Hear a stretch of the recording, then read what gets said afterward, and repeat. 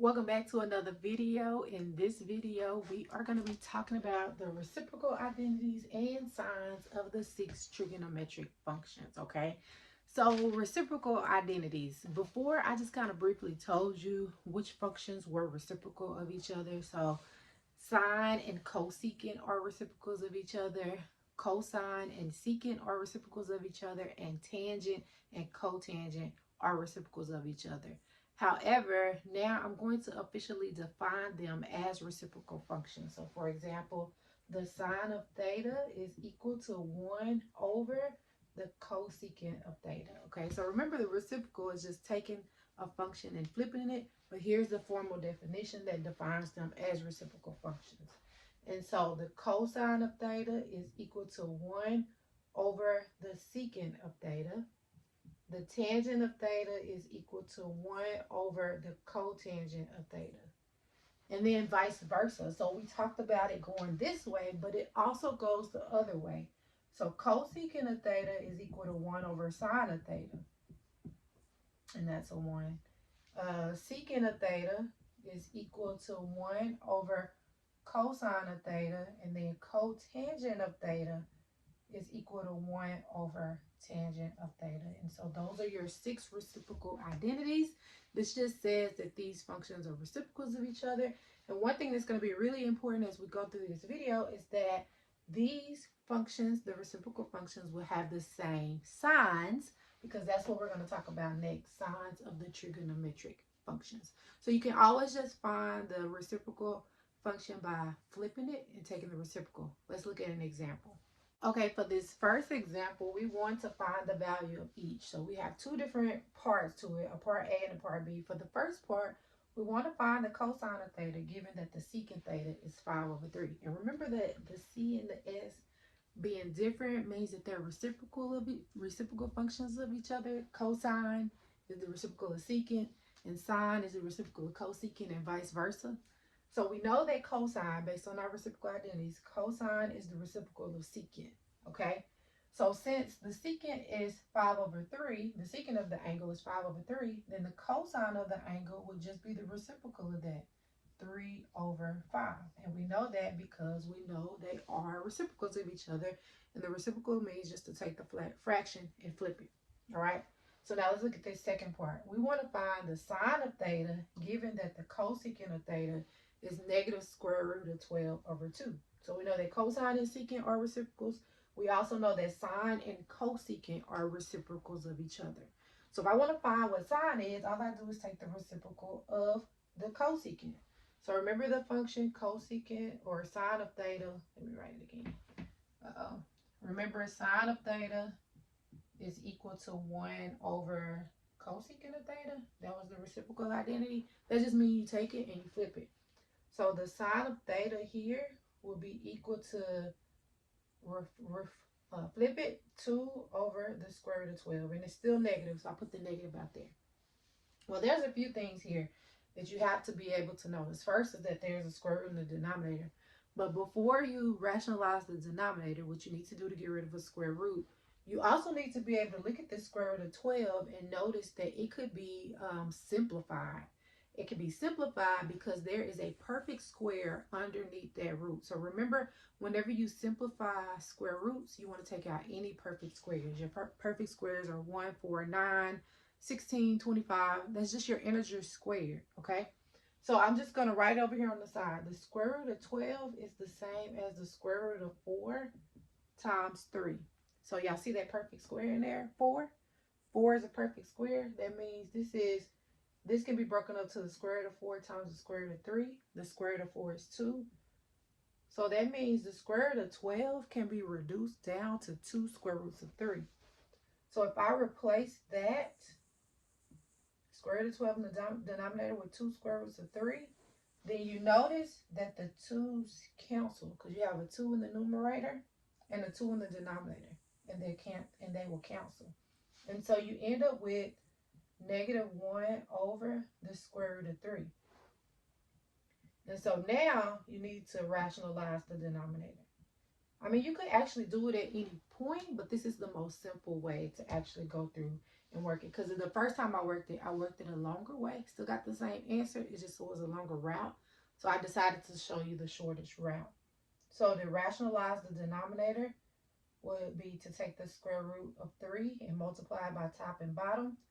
You get negative square root of 3 on top. Square root of 3 times square root of 3 is 3. That's the same as saying the square root of 9. The square root of 9 is 3. Or anytime you multiply the square root of something by itself, the square root just goes away.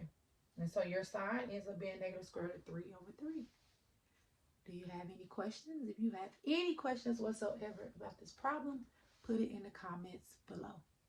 Now we're going to look at the signs of the trigonometric function. So we want to pay attention to what sign each trigonometric function has in each quadrant, okay? So for this second example, we want to determine the signs of the trigonometric functions for an angle in standard position with each of these given angles, basically. So we're going to start with the 87-degree angle. And the first thing you have to know is you have to know what quadrant each angle is in. So if you think about it, if this is, and it's in standard position, so if this is 90 degrees, then 87 degrees will be a little bit shorter than that. So somewhere here, it's not drawn pretty accurate, but we know that it's in the first quadrant. And in the first quadrant, your x value is positive and your y value is also positive. Let me not put that because that looks like a negative sign. Put a colon. So x is positive, y is positive. And remember we said that r is always positive. So I'm just going to write that up here because in all three cases, your r will be positive. So since x is positive and y is positive, then that means all 6 of your trigonometric functions will be positive here. So all functions are positive because they all use x and y and they're all positive. So no matter how you divide, you'll get a positive answer out. All right. I want you to think about this one. So I want you to take a moment, pause the video, and think about what quadrant is 300 degrees in and see which functions will be positive, your cosine, sine, tangent, cotangent, secant, or cosecant, and which ones will be negative. All right. Pause the video for a moment. Okay, so hopefully you thought about this and you said, okay, this is 90 degrees, this is 180, this is 270, so 300 has to stop in the fourth quadrant. So 300 degrees is in quadrant 4. Now in the fourth quadrant, your x is positive and your y is negative. If I pick the point here, it will have a positive x and a negative y, okay? And remember, r is always positive. So any functions that involve x will be positive. Well, what involves x? Cosine. Cosine of theta involves x, and its reciprocal, secant of theta, involves x. Just x and r, I mean. So if it involves x and r, because remember r is positive, then it's going to be positive. So these are going to be your positive function values, cosine of theta and secant of theta. Now, any function that involves y is going to be negative because there's no other negative to make it positive. So if there was another negative, then we would have to consider that. But because r is positive and x is positive, then anything with the y in it is going to be negative. So if you think about it, sine of theta, which is y over r, since r is positive, it's going to be a negative over positive, which is a negative. So sine of theta, also its reciprocal is going to be negative. And then tangent of theta is y over x. So you're going to have a negative over a positive, which is also negative. And then its reciprocal is also going to be negative. So cosine and secant will be positive, and all of the other 4 functions will be negative with that one. All right. What about negative 200 degrees? Let's think about negative 200 degrees and where it falls. So remember, a negative angle goes in a clockwise position. So this would be negative 90, negative 180. So negative 200 will fall somewhere here in the second quadrant. So we're in the second quadrant, okay? In the second quadrant, x is negative and y is positive. So it's important to know which quadrant it's in and what the value of the x and the y is, all right?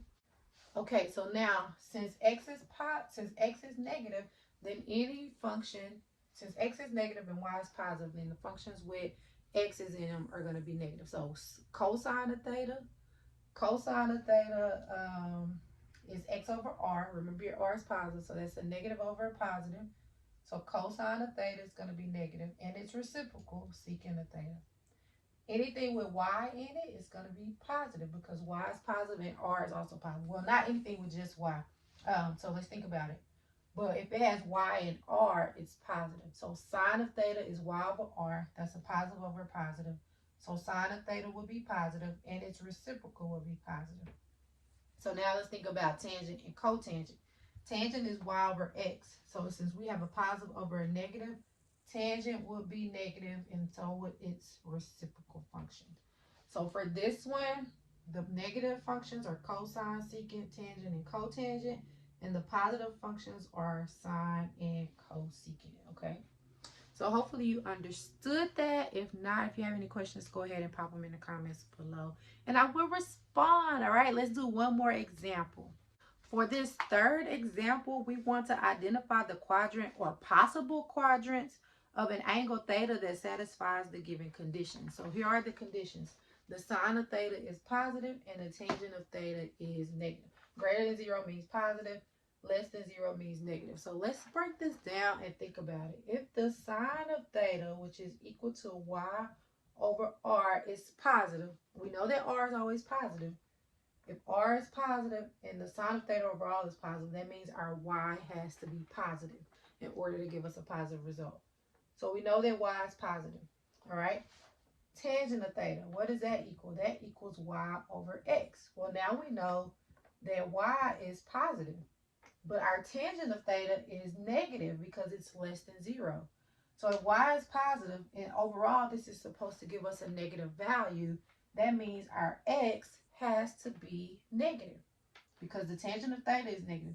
Only way we'll get a negative number out here, knowing that y is positive, is if x is negative.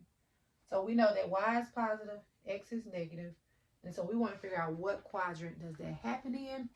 So think about it, y, positive y values are above the x-axis and negative x values are to the left of the y-axis.